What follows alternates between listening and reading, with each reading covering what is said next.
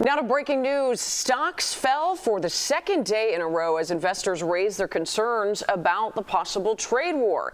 Here you see the numbers. Not quite as bad as yesterday's big drop, but the Dow did lose nearly 500 points, or a little over 1%. Joe Donlan is here now, and Joe, we're seeing really what feels like a one step forward and another step back in this back and forth with Canada and the tariffs there. Back and forth, on and off, and there was a little bit more of that today. The U.S. and Canada appear to be dialing back now some of the threats after a phone call between Ontario, Canada's premier, and the Trump administration. That happened today, and it comes as well as Republicans are trying to shore up support in their own ranks to avoid a partial government shutdown. It's all going on right now.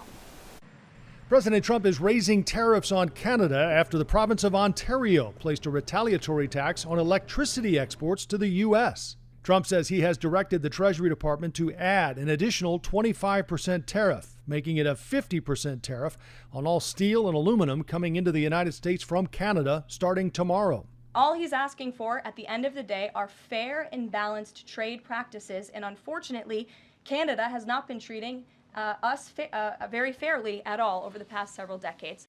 Tuesday afternoon, Ontario's Premier Doug Ford announced that after talking with U.S. Commerce Secretary Howard Lutnick, he will remove the 25% surcharge on electricity exports impacting Michigan, Minnesota, and New York. We have both agreed. Let cooler heads prevail.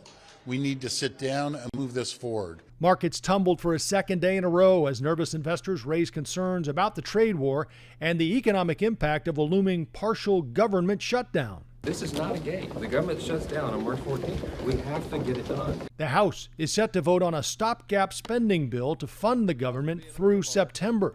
With a razor-thin majority, Republicans need nearly all members to vote yes. Vice President J.D. Vance met with GOP lawmakers this morning.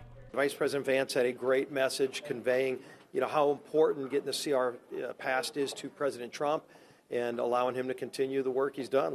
And President Trump has been calling holdouts to rally support for the bill and threatening to back primary challengers for any Republicans voting no.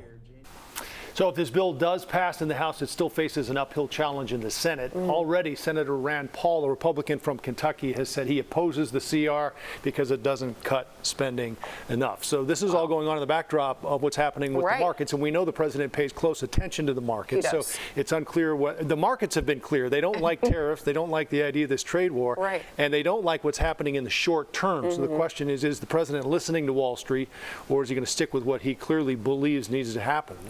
And what happens in the long term, and how do businesses plan for it? It's a lot of volatility right now, and that's, I think, why the markets are responding as they are. Sure, and will they be able to get the votes that Republicans need? We will see. Yeah. Thank you, Joe. We'll see you at 5.